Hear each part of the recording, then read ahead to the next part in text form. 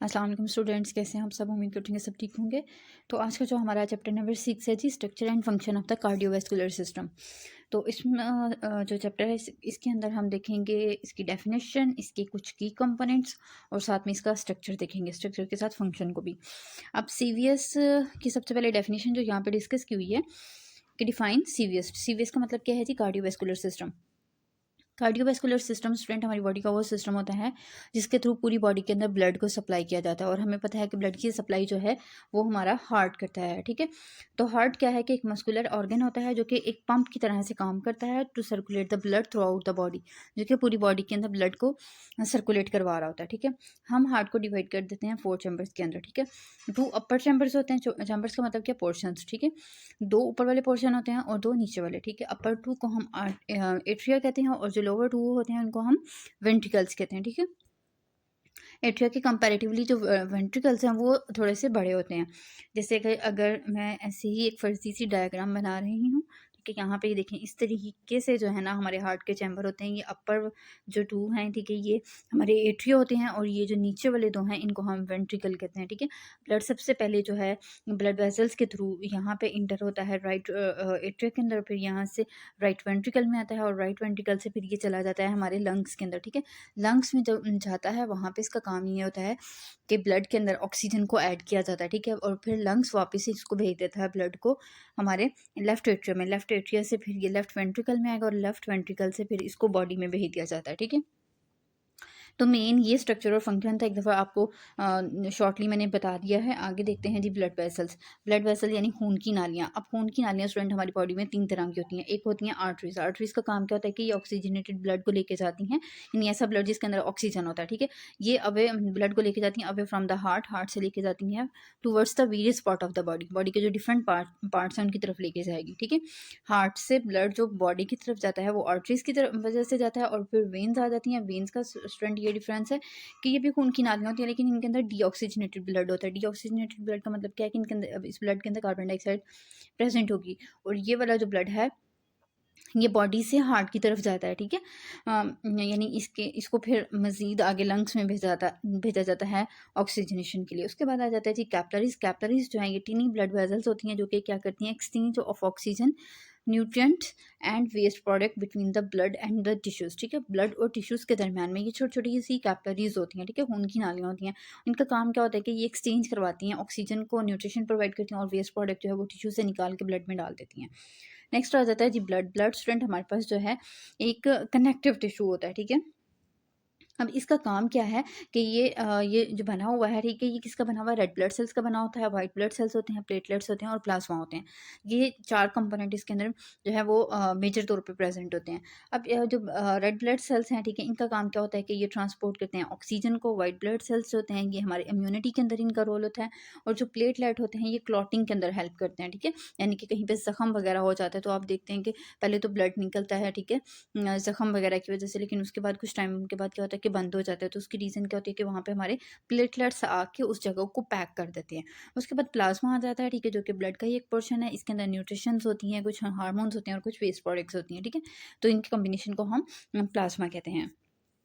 Next आ जाता है जी हमारे पास, यहाँ पे एक डायग्राम दी हुई है। ठीक है, डायग्राम में ये देखें ब्लड है। ब्लड के अंदर ब्लड जो है ये ब्लड के साथ जो है वो ब्लड वेजल्स दिखाई हुई है। ठीक है, जो कि ब्लड वेजल्स के ब्लड जो है ब्लड वेजल्स के अंदर होता है। फिर इसके बाद ये वेजल्स जाती हैं हार्ट के अंदर। ठीक है, और इसी तरीके से ये हमारा एक कार्डियोवैस्कुलर सिस्टम के अंदर लिम्फेटिक सिस्टम भी आ जाता है, जो कि कार्डियोवैस्कुलर का ही एक पोर्शन है, और सेम इसी तरह से काम करता है, लेकिन थोड़ा सा डिफरेंट है। तो इसको भी हम आगे चल के डिटेल में देखेंगे। अब ये जो पूरा सीवीएस है, इसका फंक्शन क्या होता है कि ये न्यूट्रिशन, ठीक है, न्यूट्रिएंट्स, हार्मोन्स, फिर उसके बाद अदर सब्सटेंसेस जो हैं ये प्रोवाइड करता है, इनको कैरी करता है, ऑक्सीजन को लेके जाता है, वेस्ट प्रोडक्ट को रिमूव करता है। इसके अलावा ये कुछ जो सेल्स हैं जैसे इम्यून सेल सिस्टम के सेल्स हैं, ठीक है, उनको ये प्रोड्यूस करता है। फिर इसके बाद ये हमारी बॉडी का जो है वो बॉडी फ्लूइड का जो लेवल है वो उसको बैलेंस रखता है, टेम्परेचर को मेंटेन करता है। ठीक है, तो इस तरीके से इसके फंक्शन है। आप यहाँ पे डिटेल से डिस्कस किए हुए हैं जी फंक्शन ऑफ कार्डियोवैस्कुलर सिस्टम। सबसे पहले सर्कुलेशन है कि जो ब्लड है, हार्ट है, वो पंप कर रहा होता है ब्लड को through a network of the blood vessels के थ्रू पूरी बॉडी के अंदर इनको पंप किया जाता है, ठीक है, ensuring a continuous circulation of the oxygen. और इसमें ये होता है कि ऑक्सीजन जो है वो पूरी बॉडी में कंटिन्यूसली सप्लाई में जाती है, न्यूट्रिशन जाती है, कुछ हार्मोन्स जाते हैं टिश्यूज़ तक और ऑर्गन्स तक, ठीक है। उसके बाद आ जाता है जी ऑक्सीजन एंड न्यूट्रिएंट डिलीवरी।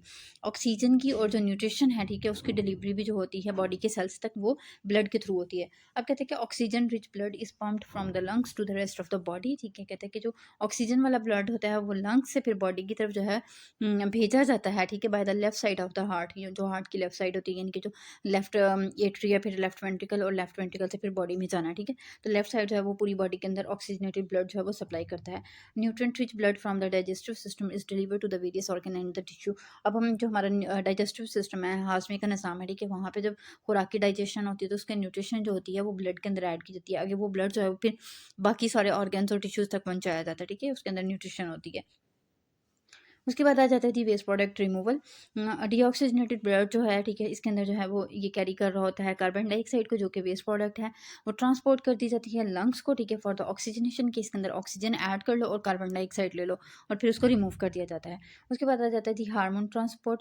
अब कुछ हार्मोन्स है जो कि हमारे एंडोक्राइन ग्लैंड्स प्रोड्यूस कर रहे होते हैं, ठीक है। अब इन हार्मोन्स का काम क्या होता है कि बॉडी के अंदर जो डिफरेंट फिजियोलॉजिकल प्रोसेस है जो कि नॉर्मली हो रहे हैं, जैसे हमारी स्लीप एंड वेक साइकिल है, ठीक है, फिर हमारी इमोशंस हैं, ठीक है, हमारी थिंकिंग है, ये हमारी डाइजेशन है, ठीक है। तो ये सारा जो सिस्टम होता है ये किसके थ्रू होता है, हार्मोनल होता है, ठीक है, एंडोक्राइन ग्लैंड्स कंट्रोल कर रहे होते हैं। अब ये एंडोक्राइन ग्लैंड क्या करते हैं, हार्मोन को सिक्रीट करते हैं और वो ब्लड जो है वो लेके जा रहा होता है टारगेट ऑर्गन तक कि ये हार्मोन जो है वो जाके अगर किसी एक स्पेसिफिक ऑर्गन पे काम करेगा और फिर फिजियोलॉजिकल प्रोसेस को कैरी आउट करेगा। नेक्स्ट आ जाता है इम्यून रिस्पॉन्स। इम्यून रिस्पॉन्स ये कि हमारी कुव्वत मदाफ़त को बढ़ाने वाला निज़ाम, ऐसा निज़ाम यानी कि कोई भी बॉडी के अंदर कोई भी जरासीम इंटर होता है, कोई पैथोजन इंटर होता है तो हमारी बॉडी उसके खिलाफ फाइट करके उसको किल कर देती है। अब ये जो सिस्टम है ये क्या कहलाता है, हमारा इम्यून सिस्टम कहलाता है, ठीक है। अब इम्यून सिस्टम के अंदर जो मेन रोल है वो किसका है जी, वाइट ब्लड सेल का है, जो कि ब्लड सेल टीम के अंदर कॉन्ट्रीब्यूट कर रहा होता है body defence against infection and the foreign substances. अब ये जो वाइट ब्लड सेल होते हैं स्टूडेंट, ये ब्लड के अंदर होते हैं, ठीक है। ब्लड क्या होता है, पूरी बॉडी में ट्रैवल कर रहा होता है, तो जहाँ कहीं पे भी इनको पैथोजन नज़र आता है, कोई भी जो है वो इन्फेक्शन सब्सटेंस नज़र आती है, कोई फॉरेन बॉडी नज़र आती है, तो ये इसको क्या करते हैं, किल कर देते हैं। टेम्परेचर रेगुलेशन आ जाता है, तो टेम्परेचर रेगुलेशन में कहते हैं कि ब्लड हेल्प करता है टेम्परेचर को रेगुलेट करने में, ठीक है, किस तरीके से producing the heat by the metabolism. अब जो मेटाबॉलिज्म होता है, मेटाबॉलिज्म का मतलब क्या है कि जो केमिकल रिएक्शंस होते हैं उनके रिजल्ट में जो हीट प्रोड्यूस होती है, ठीक है, उसको भी जो है ये उसको भी फिर उसके थ्रू बॉडी के अंदर जो है टेम्परेचर को रेगुलेट कर रहा होता है। फिर उसके बाद आ जाता है जी ब्लड प्रेशर रेगुलेशन, यानी कि हमारा ब्लड का प्रेशर किस तरीके से रेगुलेट किया जाता है। तो कहते हैं कि जो कार्डियोवास्कुलर सिस्टम है मेंटेन करता है ब्लड प्रेशर को to ensure proper blood flow throughout the body, ठीक है। ब्लड प्रेशर जो यानी कि ब्लड प्रेशर बेसिकली स्टूडेंट होता क्या है कि वो प्रेशर होता है जब ब्लड आर्टरीज में से, वेन्स में से गुजर रहा होता है तो उसके वॉल्स के ऊपर प्रेशर एक लगाता है, ठीक है। अब ये प्रेशर जितना नॉर्मली होना चाहिए अगर उतना है तो ब्लड हर ऑर्गन्स तक टाइमली डिलीवर होगा। लेकिन अगर ब्लड ज़्यादा प्रेशर के साथ मूव करेगा किसी भी वजह की वजह से, किसी भी वजूहत की बिना पे, तो क्या होगा कि जो हमारी आर्टरीज हैं वो बहुत सेंसिटिव होती हैं, ठीक है, वो डैमेज होंगी, जिसकी वजह से पेशेंट फिर डिफरेंट तरह की बीमारियों में जा सकता है। तो कहता है कि फिर हार्ट जो है वो कोशिश करता है कि ब्लड प्रेशर जो है वो मेंटेन रहे। अब कार्डियोवास्कुलर सिस्टम जो है वो इसका एक इंपॉर्टेंट रोल होता है in maintaining the homeostasis. Homeostasis क्या होता है जी, बॉडी का जो इंटरनल निज़ाम है उसको मेंटेन रखना।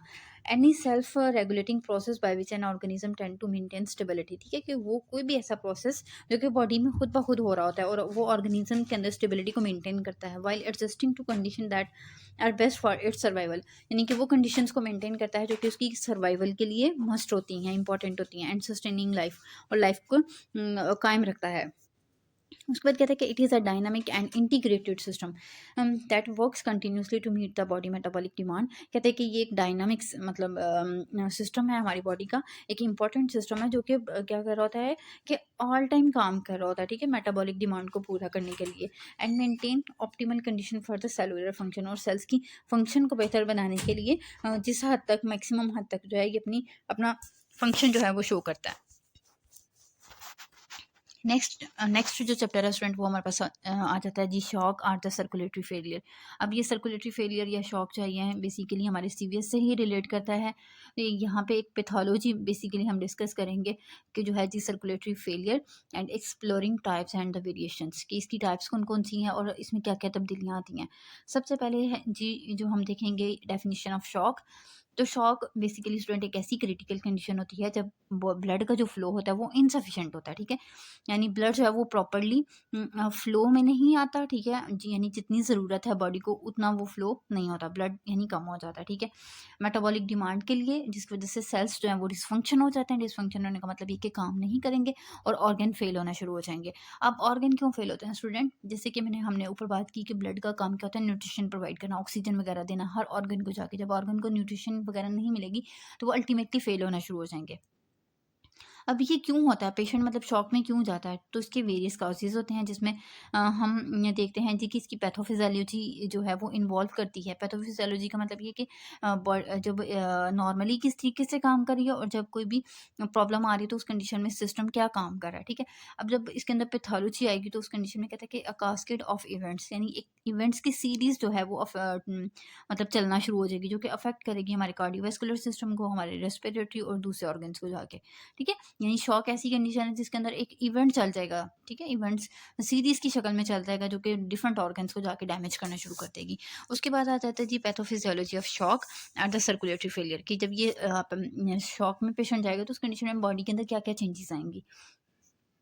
सबसे पहले है जी हाइपोपरफियन। हाइपोपरफियन का मतलब ये है कि स्टूडेंट ये एक प्राइमरी करेक्टरिस्टिक है, इंपॉर्टेंट करेक्टरिस्टिक है कि टिश्यू परफियन जो होगी वो इनएडिक्वेट होगी। टिश्यू परफियन का मतलब इनएडिक्वेट का मतलब ये है कि टिश्यूज़ को जितनी सप्लाई ब्लड की जानी चाहिए वो नहीं जाएगी, ठीक है। Meaning organs and the tissue receive insufficient blood supply, insufficient जो है वो ब्लड सप्लाई जाएगी टिश्यूज़ को भी और ऑर्गन्स को भी। उसके बाद आ जाता है जी कार्डियोवैस्कुलर सिस्टम डिसफंक्शन, कि कार्डियोवैस्कुलर सिस्टम काम करना छोड़ देगा। Initially body respond with the increase heart rate.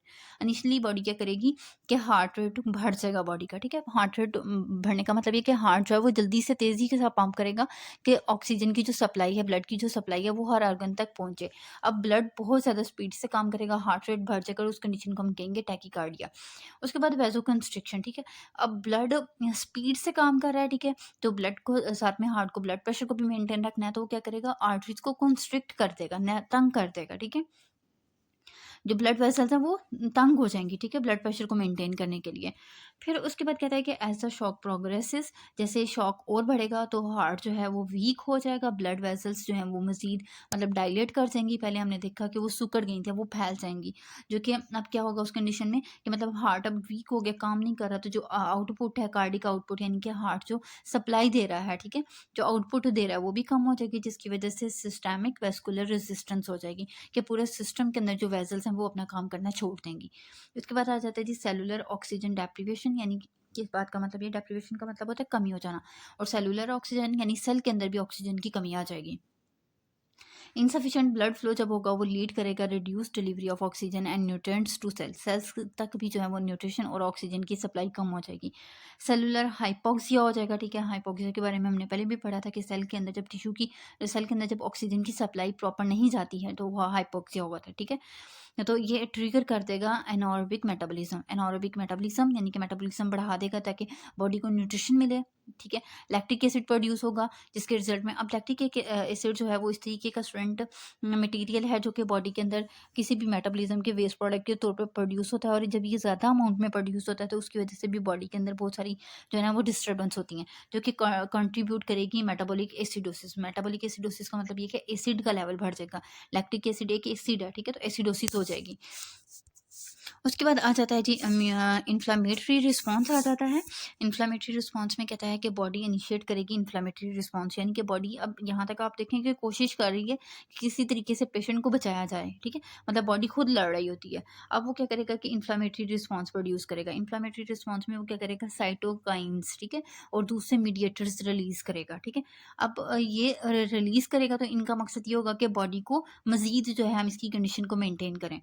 Excessive inflammation can lead to increase capillary permeability, causing fluid to leak out of the blood vessels. अब यहाँ पे क्या हुआ कि जब साइटोकाइनिन्स रिलीज होंगे, मेडिएटर्स रिलीज होंगे बहुत ज़्यादा अमाउंट में, तो ये फ़ायदा देने की बजाय उल्टा क्या करेंगे, मजीद नुकसान कर देंगे, ठीक है। एक्सेसिव इन्फ्लेमेशन हो जाएगी बॉडी के अंदर, जिसकी वजह से कैपिलरीज जो हैं वो काम करना छोड़ देंगी, मतलब कैपिलरीज बिल्कुल छोटी छोटी सी ब्लड वेसल्स जो हैं, ठीक है, इनके अंदर परमेबिलिटी बढ़ जाएगी, फ्लूइड जो है वो लीक होना शुरू हो जाएगा ब्लड वेसल्स में से, और इसको हम कैपिलरी लीक सिंड्रोम भी कहते हैं। उसके बाद आ जाता है जो कोएगुलेशन कास्केड एक्टिवेशन। अब इसमें क्या होगा कि फिर हमारा अब इसके बाद कोएगुलेशन जो सिस्टम है, ठीक है, वो एक्टिवेट होगा। अब क्योंकि ब्लीडिंग होने लग पड़ी है, कोएगुलेशन का मतलब ये है कि उस ब्लीडिंग को स्टॉप करना, ठीक है।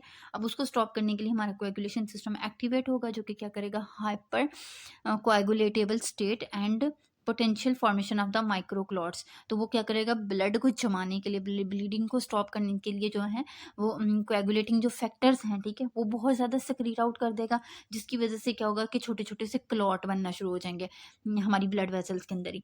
उसके बाद जब क्लॉट बनेंगे, ठीक है, तो वो आर्टरीज क्या हो जाएंगी, ब्लॉक हो जाएंगी, ब्लड की सप्लाई फिर नहीं जाएगी ऑर्गन्स तक, ऑर्गन्स जो हैं वो फेलियर में जाना शुरू कर देंगे। मल्टी ऑर्गन डिसफंक्शन, अब prolonged perfusion and cellular dysfunction, ठीक है, कि बहुत लंबे टाइम तक जब सप्लाई कम है, ठीक है, और सेल्स भी डिसफंक्शन होना शुरू गए हैं, तो उसके रिजल्ट में क्या होगा कि ऑर्गन फेलियर की तरफ चले जाएंगे, यानी ऑर्गन काम करना छोड़ देंगे, जिसमें हमारी जैसे किडनीज हैं, लीवर है, लंग्स हैं, सेंट्रल नर्वस सिस्टम है, ये फेल हो जाएंगे। उसके बाद आ जाता है जी compensatory mechanism failure. Initially, the body activate compensatory mechanism to maintain the blood pressure and the perfusion. अब यहाँ पे क्या है कि हमारा एक और सिस्टम है जिसको हम कंपनसेटरी मैकेनिज्म कहते हैं। ये अब फिर क्या करेगा कि ब्लड प्रेशर को मेंटेन करने की कोशिश करेगा, परफ्यूजन जो है वो सप्लाई करने की कोशिश करेगा, लेकिन डीकम्पनसेटरी शॉक में जब जाएगा पेशेंट, तो ये मैकेनिज्म क्या हो जाएगा, फेल हो जाएगा, leading to critical decline in organ function, जिसकी वजह से ऑर्गन्स जो है मजीद फेल हो जाएंगे। नेक्स्ट है जी types of shock. Types of shock में स्टूडेंट देखें, सबसे पहले जी ऑब्स्ट्रक्टिव है, फिर डिस्ट्रीब्यूटिव है, न्यूरोजेनिक है, और फिर उसके बाद कार्डियोजेनिक और हाइपोवॉल्यूमिक है, ठीक है। अब भी डिफरेंट तरह के शॉक हैं ये, ऑब्स्ट्रक्टिव और जो हमारे पास कार्डियोजेनिक है ये हार्ट के साथ रिलेट करता है, और डिस्ट्रीब्यूटिव और जो हाइपोवॉल्यूमिक है, ठीक है। डिस्ट्रीब्यूटिव तो खैर हमारी कैपिलरीज के साथ और वॉल्यूम के साथ रिलेट करेगा, इसी के साथ वॉल्यूमिक भी जो है ये आर्टरीज के अंदर या वेसल्स के अंदर जो ब्लड का वॉल्यूम है उसके साथ, और न्यूरोजेनिक जो है ये हमारे ब्रेन के अंदर जाके वहाँ पर प्रॉब्लम करेगा। अब इनकी देख लेते हैं कि यहाँ पे क्या बता रहा है कि various type of shock include करता है हाइपोवोलेमिक। हाइपोवोलेमिक का मतलब ये है कि ड्यू टू ब्लड और द फ्लूइड लॉस, के बॉडी में किसी वजह से फ्लूइड लॉस हो गया या ब्लड का लॉस हो गया, उस कंडीशन में पेशेंट जो है हाइपोवोलेमिक शॉक में जाएगा। उसके बाद कार्डियोजेनिक शॉक जो है वो कहता है कि due to heart failure, heart अगर फेल हो गया किसी वजह से, तो उस कंडीशन में कार्डियोजेनिक शॉक में जाएगा। सेप्टिक शॉक का मतलब ये कि बॉडी के अंदर बहुत ज़्यादा इन्फेक्शन है, सीवियर इन्फेक्शन है, तो वो भी लीड करेगा हमारे पास सेप्टिक शॉक की तरफ। उसके बाद डिस्ट्रीब्यूटिव शॉक जो होता है ये result from wide spread vasodilation, के वेजोडाइलेशन बहुत ज़्यादा हो जाने की वजह से जो है वो डिस्ट्रीब्यूटिव शॉक होगा। नेक्स्ट आ जाते हैं जो डिफरेंट टाइप ऑफ शॉक्स, यहाँ पे अब दोबारा एक टेबल की शक्ल में उसने डिस्कस किया हुआ है। ऑब्स्ट्रक्टिव शॉक के बारे में कह रहा है कि occur when the blood can not get where it needs to go, as in pulmonary embolism or the lungs collapsed. कहता है कि ऑब्स्ट्रक्टिव शॉक यानी कि वो कंडीशन होती है जिसमें ब्लड को मतलब जहाँ पे ज़रूरत होती है वहाँ पे वो नहीं पहुँच पाता, ठीक है। जैसे पल्मोनरी एम्बोलिज्म की शक्ल में, पल्मोनरी एम्बोलिज्म क्या होता है कि स्टूडेंट वो कंडीशन जिसके अंदर जो है हमारे लंग्स के अंदर जो है वो कोई भी एक कह लेंगे बबल है या ब्लड का क्लॉट जो है वहाँ पे हमारे पाथवे के अंदर आ गया है, या फिर लंग्स कोलैप्स्ड कर गए, यानी लंग्स जो है वो अपना काम करना छोड़ गए हैं, बिल्कुल श्रिंक हो गए हैं, सुकड़ गए हैं, उसकी कंडीशन में जो है वो ब्लड सप्लाई नहीं हो पाएगी, ठीक है, तो पेशेंट ऑब्स्ट्रक्टिव शॉक में जाएगा। उसके बाद कार्डियोजेनिक शॉक आ जाता है। कहता है कि ये तब होता है जब हार्ट बहुत ज़्यादा वीक हो जाता है, डैमेज हो जाता है, और मजीद वो ब्लड को सप्लाई नहीं कर सकता, ठीक है, और हार्ट अटैक में पेशेंट जाता है। उसके बाद डिस्ट्रीब्यूटिव शॉक आ जाता है, तो ये ब्लड वेसल्स की वजह से होता है, ठीक है, जिसमें ब्लड वेसल फ्लॉपी हो जाती हैं और reduce how much blood reach the organ as in anaphylaxis, ठीक है। तो कहता है कि इसमें जब ब्लड वेसल फ्लॉपी हो जाएंगी और जो है ब्लड जो है वो ऑर्गन्स तक प्रॉपरली नहीं रीच कर पाएगा, ठीक है, पहुंच नहीं पाएगा, जैसे कि एनोफाइलेक्सिस में होता है, ठीक है। एनोफाइलेक्सिस भी मतलब एक सीवियर रिएक्शन की कंडीशन होती है हमारी बॉडी में। उसके बाद हाइपोवोलेमिक शॉक आ जाता है। तो हाइपोवोलेमिक शॉक ये होता है कि जब बॉडी के अंदर फ्लूइड जो है वो उसका वॉल्यूम इनफ नहीं होता, ठीक है, circulating through out the body, जो कि पूरी बॉडी में सर्कुलेट करना है जितना चाहिए, as in the internal or the external bleeding, जैसे कि पेशेंट को कोई भी ब्लीडिंग हो रही है एक्सटर्नली या इंटरनली, तो उसकी वजह से ब्लड का लॉस हो रहा है, ब्लड का लेवल कम होगा, तो पेशेंट जो है वो हाइपोवोलेमिक शॉक में जाएगा।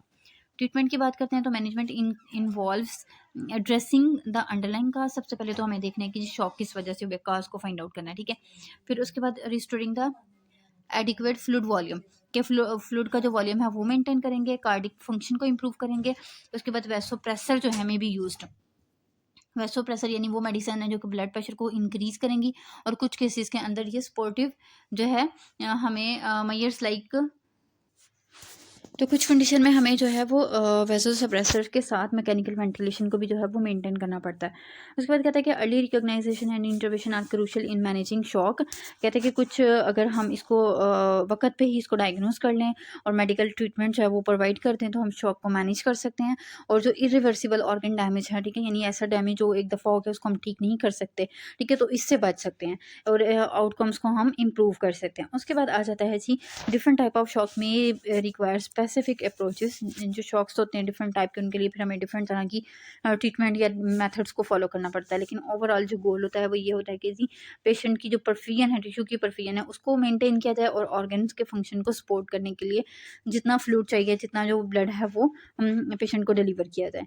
उसके बाद आ जाता है जी कार्डियोजेनिक शॉक ट्रीटमेंट, हमारा चैप्टर नंबर 8 है, ठीक है। अब ट्रीटमेंट जो है कार्डियोजेनिक यानी कि जिसमें हमारा हार्ट जो है वो काम करना छोड़ देता है, ब्लड सप्लाई नहीं करता, ठीक है, तो ये वो कंडीशन होती है। इसके लिए जो ट्रीटमेंट है उसमें कहते हैं कि involve a comprehensive approaches to stabilise the patient. इसमें पेशेंट को स्टेबलाइज करने की कोशिश की जाती है, एड्रेस द अंडरलाइन काज, और काज को फाइंड आउट करने की कोशिश की जाती है कि हार्ट जो है वो क्यों काम करना इसने छोड़ा है। कुछ की कंपोनेंट यहाँ पे डिस्कस किए हुए हैं। सबसे पहले इमीडिएट सपोर्ट आ जाता है। कार्डियोजेनिक शॉक कहता है कि एक मेडिकल इमरजेंसी होती है जो कि प्रॉम्प्ट इंटरवेंशन इसमें चाहिए होती है, यानी फ़ौरन आपको तवज्जो देने की ज़रूरत होती है। पेशेंट को जो है वो हम सप्लीमेंटल ऑक्सीजन देते हैं, ठीक है। इसके अलावा यानी ऑक्सीजन की सप्लाई दी जाती है ऑक्सीजनेशन को इम्प्रूव करने के लिए। नेक्स्ट आ जाता है जी आइनोट्रोपिक मेडिकेशन, यानी ऐसी आइनोट्रोपिक मेडिकेशन या एजेंट्स जो हैं ये वो वाली मेडिसिन होती हैं जो कि हार्ट रेट को इंक्रीज़ करती हैं और कॉन्ट्रैक्शन को इंक्रीज़ करती हैं, ठीक है। यानी कि हार्ट जो है वो हार्ट रेट बढ़ेगा, ब्लड जो है वो सप्लाई उसकी मेंटेन होगी, और जिसकी वजह से ब्लड जो है वो प्रॉपर्ली एफिशिएंटली इफेक्टिवली जो है वो पंप करेगा। उसके बाद वैसोप्रेसर है, तो वैसोप्रेसर हमें पता है कि वो मेडिसिन होती हैं जो कि हमारी ब्लड वेसल्स को नैरो डाउन कर देती हैं, ठीक है। तो कहते हैं कि when blood passes through the narrowed blood vessels, ठीक है, तो कहते हैं कि जब ब्लड जो है इसमें से इस तरह की जो ब्लड वेसल्स हैं जो कि नैरो हैं उनमें से गुजरेगा तो ब्लड प्रेशर क्या होगा, इंक्रीज होगा, ठीक है। जैसे drugs like norepinephrine, dopamine and may be use to give its effect. यहाँ पर स्टूडेंट में भी आप थोड़ा सा कंफ्यूज हो रहे हो कि ब्लड प्रेशर इंक्रीज कर रहे हैं हम, क्योंकि स्टूडेंट पहले जब ये कंडीशन होती है उसमें पेशेंट का ब्लड प्रेशर तेज़ होगा, ठीक है, बॉडी मेंटेन करेगी, मेंटेन करते करते क्या होगा कि बॉडी फेल हो जाएगी, ठीक है, हार्ट फेल हो जाएगा, ब्लड वेसल्स फेल हो जाएंगे, ब्लड प्रेशर फिर सडनली डाउन हो जाएगा, ठीक है। फिर उसके बाद जब हम ट्रीटमेंट देंगे तो फिर उसमें हमें फिर ऐसे एजेंट देने पड़ेंगे जो कि ब्लड प्रेशर को बढ़ाएं ताकि ब्लड की सप्लाई हर ऑर्गन तक जाए, और उस कंडीशन के लिए फिर हम ब्लड वेसल्स को नैरो कर देंगे, ठीक है, क्योंकि ब्लड वेसल्स क्या हुई हैं, डायलेट हो गई हुई हैं पैथोजेनेसिस के अंदर, ठीक है, पैथोलॉजी में, तो नैरो हो गई हैं, तो फिर हम उनको डायलेट हो गए, फिर हम उनको नैरो करेंगे, जब नैरो करेंगे तो ब्लड प्रेशर इंक्रीज करेगा।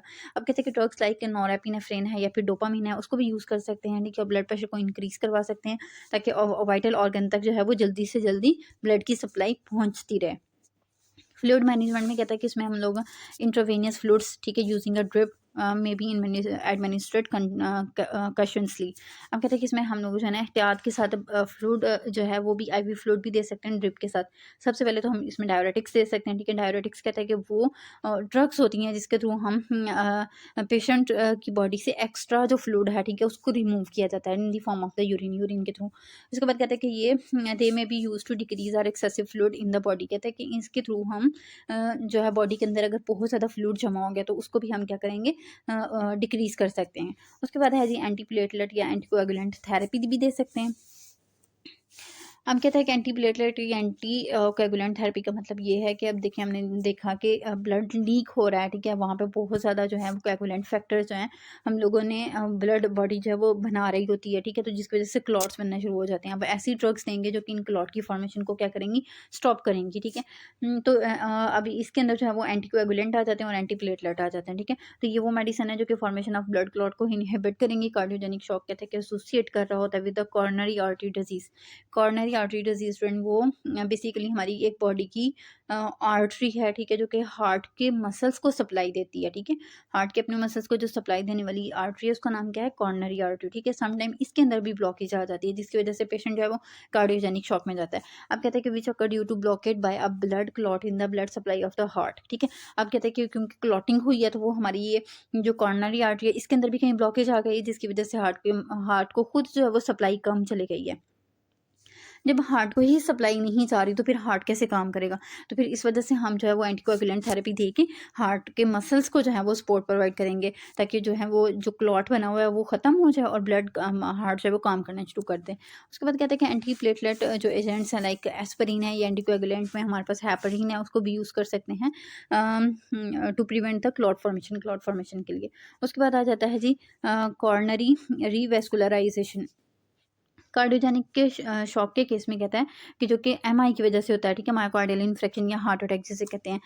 उसके इस केस में हम अर्ली कॉर्नरी रिवेस्कुलराइजेशन भी करते हैं। जैसे कि अभी ऊपर हमने देखा कि कॉर्नरी आर्टरी के अंदर ब्लॉकेज आ गई है, क्लॉट बन गई है, तो पेशेंट जो है वो हार्ट अटैक में जा सकता है, एमआई में जा सकता है। तो उस कंडीशन में हम लोगों ने जो ये वाला ट्रीटमेंट है इसको भी फॉलो करना है, कॉर्नरी रिवेस्कुलराइजेशन। अब ये क्या कर इसके अंदर हम क्या करते हैं कि एक स्टेंट जो होता है वो हार्ट की वेसल्स के अंदर डाल देते हैं, ठीक है, बाय PCI आर तक कॉर्नरी आर्टरी बाईपास, जैसे कि हमने आपने सुना है बाईपास हुआ है पेशेंट का, ठीक है। तो इसमें कॉर्नरी आर्टरी बाईपास के थ्रू जो है वो हम स्टंट जो है वो ऐड कर देते हैं। अब कहते हैं कि सर्जिकल मेथड है of introducing a new vessels in the heart, ठीक है।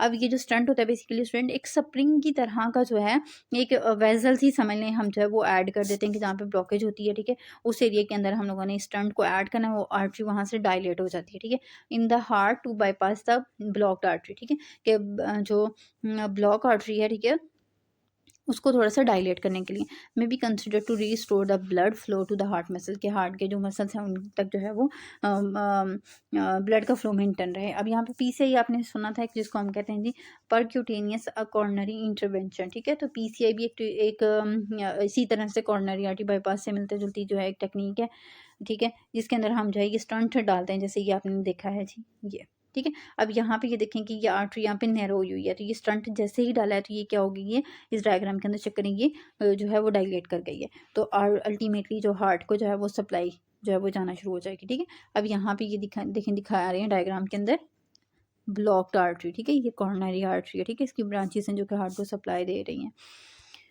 तो फिर इसको हम लोगों ने जो है वो इन टेक्निक्स के थ्रू थोड़ा सा डायलेट करना होता है ताकि जो है हार्ट के अपने मसल्स तक जो है वो सप्लाई जाती रहे।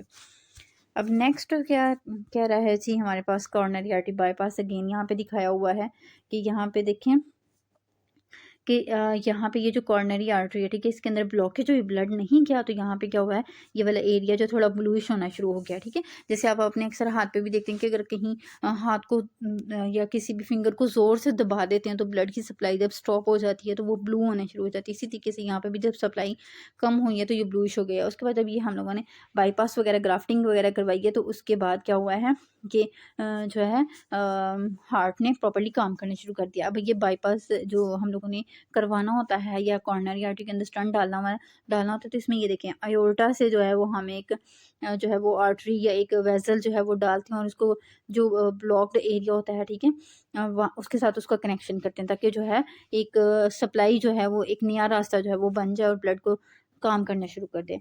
उसके बाद आ जाता है जो मॉनिटरिंग एंड सपोर्टिव केयर। अब continuous monitoring of the vital sign. अब इसके बाद हम लोगों ने पेशेंट के जो वाइटल साइंस हैं उनको मॉनिटर करना है, ठीक है, मसल सेल उसको नोटिस में रखना है, जैसे उसको ब्लड प्रेशर है, पल्स है, रेस्पिरेटरी रेट है और इसके बाद टेम्परेचर है, इसको हम वाइटल साइंस कहते हैं, ठीक है। इनको हम लोगों ने मॉनिटर करना है। फिर ऑर्गन के फंक्शंस को हम लोगों ने चेक करना है। सपोर्टिव केयर में आ जाता है कि हम लोगों ने जो है वो सोडियम पोटाशियम का लेवल बॉडी के अंदर मॉनिटर रखना है, जो दूसरे इलेक्ट्रोलाइट हैं, ठीक है, जैसे जो उनको लेवल मेंटेन करना है, जैसे कि जो कि अगर ये ना मेंटेन हो तो पेशेंट जो है वो कॉम्प्लिकेशन में जा सकता है, फिर इसके अलावा ऑर्गन डिसफंक्शन में जा सकता है। उसके बाद आ जाता है जी ट्रीटमेंट ऑफ अंडरलाइंग काज। इसमें कहता है जी identify and address the underlying cause of the cardiogenic shock is crucial, ठीक है, कि कार्डियोजेनिक शॉक को अपने देखने के लिए आपको इसके काज को फाइंड आउट करना ज़रूरी है। कहते हैं कि जिसमें involve treating acute MI, managing अरिथमियाज and addressing other cardiac condition. तो ये कह रहे हैं कि इसमें हम लोगों ने एमआई को जो है वो देखना है, ठीक है, यानी इसका ट्रीटमेंट भी देना है। अरिथमिया को ट्रीट करना है। अरिथमिया का मतलब ये कि हार्ट की जो बीटिंग है, ठीक है, जो इरेगुलर हुई है उसको भी मॉनिटर करना है। इसके अलावा हार्ट की जो अगर कोई दूसरी कंडीशन एसोसिएट हो रही है तो उसको भी ट्रीट करना है हम लोगों ने। फिर उसके बाद कहता है कि जो मैनेजमेंट है इसकी, ठीक है, वो कोलैबोरेटिव होती है और मल्टी डिसिप्लिनरी होती है, ठीक है। यानी कि इसके अंदर कहता है कि डिफरेंट कह लें कि हेल्थ केयर प्रोवाइडर्स होते हैं ना, वो मिलके काम कर रहे होते हैं, ठीक है, क्योंकि इसमें मल्टीपल ऑर्गन फेलियर होते हैं कोई, तो इसके अंदर डिफरेंट जो ऑर्गन्स के डॉक्टर्स होते हैं वो फिर काम करते हैं, जिसके अंदर कार्डियोलॉजिस्ट आ जाता है, ठीक है, इंटेंसिव आ जाते हैं, ठीक है, इसके अलावा हेल्थ केयर प्रोफेशनल्स आ जाते हैं। फिर इसके बाद कहता है कि इसमें हम लोगों ने जितनी जल्दी होता है इसको रिकोगनाइज करना है, इसकी इंटरवेंशन करनी है, और इसकी जो मॉनिटरिंग है उसको हम लोगों ने क्रिटिकली जो है वो मेंटेन करना है, ठीक है। तो इस तरीके से हम इसको इस तरह के पेशेंट को जो है वो बचा सकते हैं। नेक्स्ट आ जाता है जी hypovolaemic shock and its treatment. अब जो इसकी सेकंड टाइप है हाइपोवोलेमिक शॉक, वो है शॉक होता है, ठीक है, वो कंडीशन होती है जिसमें बॉडी के अंदर जो ब्लड वॉल्यूम है, ठीक है, वो बहुत ज़्यादा कम हो जाता है। उसकी रीज़न क्या होती है कि बहुत ज़्यादा ब्लीडिंग होती है, ठीक है, डिक्रीज ब्लड सप्लाई या ऑक्सीजन जो है वो ऑर्गन्स या टिश्यू तक जा रही होती है, जिसकी वजह से पेशेंट जो है शॉक में जाता है। काजेज में देखते हैं तो हेमरेजिक हाइपोवोलेमिक शॉक, इसमें ये है जी, हेमरेजिक जहाँ पे भी वर्ड आएगा इसका मतलब ये है कि किसी ट्रॉमा की वजह से ब्लीडिंग हुई है बहुत ज़्यादा, ठीक है, तो एक्सेसिव ब्लीडिंग हुई है ट्रॉमा की वजह से या सर्जरी की वजह से, या फिर कोई भी गैस्ट्रोइंटेस्टाइनल ब्लीडिंग है, यानी स्टमक के अंदर, हमारे इंटेस्टाइन्स के अंदर, या कोई भी इशू है जिसकी वजह से वहाँ से ब्लीडिंग हो रही है, कहते हैं कि या कोई भी दूसरे जो सोर्सेज हैं जहाँ से ब्लीडिंग होने का चांस हो, ठीक है, तो उस कंडीशन में ब्लड वॉल्यूम कम हो जाता है और पेशेंट हेमरेजिक शॉक में जाता है। नॉन हेमरेजिक हाइपोवोलेमिक शॉक का जो है केस, उसमें ये होता है कि जो है ना बॉडी से फ्लूइड का लॉस होता है, ठीक है, जैसे बहुत ज़्यादा डिहाइड्रेशन है, बर्न्स आएंगे, यानी पेशेंट जल गया, वॉमिटिंग, डायरिया, या फिर कोई दूसरी कंडीशन है, ठीक है, तो उस कंडीशन में जो है वो फिर फ्लूइड जो है वो बॉडी से, मतलब जिसमें निकले पानी जो है बॉडी से निकले, तो फिर वो नॉन हेमरेजिक होता है, यानी ब्लड के अलावा जो है ये जो फ्लूइड है उसके लॉस होने की वजह से पेशेंट शॉक में गया। ट्रीटमेंट में कहते हैं जिसमें हम लोगों ने इमीडिएटली फ्लूइड रिससिटेशन करनी है। इसका मतलब ये कि हम लोगों ने पेशेंट को जल्दी से जो है वो आईवी फ्लूइड देना है, ठीक है, ताकि ब्लड का वॉल्यूम जो है वो मेंटेन रहे और परफ्यूजन जो है वो इम्प्रूव हो। उसके बाद आ जाता है जी ब्लड ट्रांसफ्यूजन। अगर ब्लड बहुत ज़्यादा लॉस हो गया तो हेमरेजिक शॉक के केस में आप लोगों ने क्या करना है जी, ब्लड ट्रांसफ्यूज करना है। इसके अलावा कहते हैं कि टू रिप्लेस ब्लड लॉस जो हुआ है उसको आपने जो है वो रिप्लेस करना है। ऑक्सीजन कैरिंग कैपेसिटी जो है वो उसको मॉनिटर करना है कि ऑक्सीजन जो है वो प्रॉपर्ली बॉडी के अंदर जो है वो ट्रांसपोर्ट हो रही है या नहीं हो रही।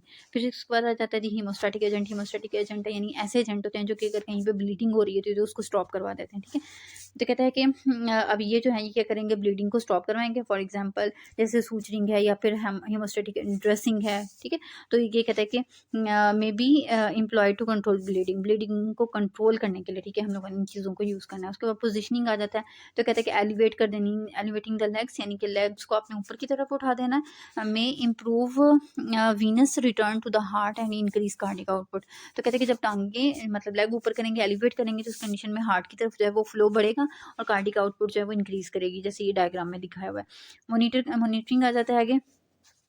फिर आपने वाइटल साइन को मॉनिटर करना है, यूरिन आउटपुट को मॉनिटर करना है, और फिर जो haemodynamic parameter is essential to assess the response to treatment, ठीक है, कि ट्रीटमेंट के बाद भी आपने इन चीज़ों को मॉनिटर करना है, इनके बॉडी के अंदर जो है वाइटल साइंस उसके चेक करना है, यूरिन आउटपुट ठीक है या नहीं ठीक है, ठीक है, इन चीज़ों को मॉनिटर करना है। उसके बाद आ जाती है हमारे पास ट्रीटमेंट ऑफ अंडरलाइन काज।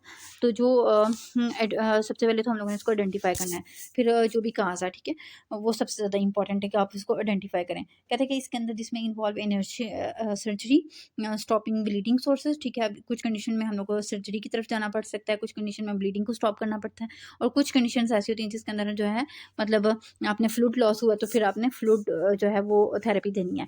उसके बाद ऑक्सीजन थेरेपी आ जाता है, तो सप्लीमेंटल ऑक्सीजन जो है वो भी हम देते हैं, सप्लाई करते हैं, ताकि ऑक्सीजन की जो रिक्वायरमेंट है वो पूरी हो सके। वैसो एक्टिव मेडिकेशंस आ जाती हैं, ठीक है, वैसो एक्टिव मेडिकेशंस वो मतलब मेडिकेशंस होती हैं जो कि सपोर्ट कर रही होती हैं ब्लड प्रेशर को और हमारे ऑर्गन्स तक परफ्यूजन को मेंटेन करती हैं। फिर उसके बाद टेम्परेचर कंट्रोल, यानी कि हम लोगों ने अपने बॉडी का जो नॉर्मल टेम्परेचर है उसको भी मॉनिटर करना है, क्योंकि अगर टेम्परेचर बढ़ेगा तो बॉडी के अंदर इंडिकेशन है कि कोई ना कोई इन्फेक्शन सीवियर हो रहा है, ठीक है, और कॉम्प्लिकेशन में जा सकता है। तो टेम्परेचर को जब कंट्रोल में रखेंगे तो कॉम्प्लिकेशन से बचा जा सकता है।